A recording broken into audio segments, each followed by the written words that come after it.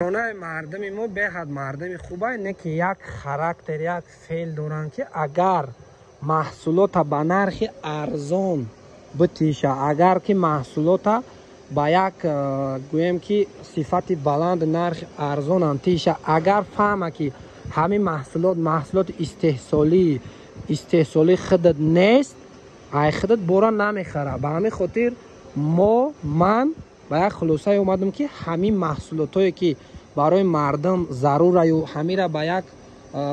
مبلغ کم، با یک سرمایه گذاری کم همین را سیخ استحصالیش کشوده میشوه، ما همین را به راه موندگیم. مثلا ما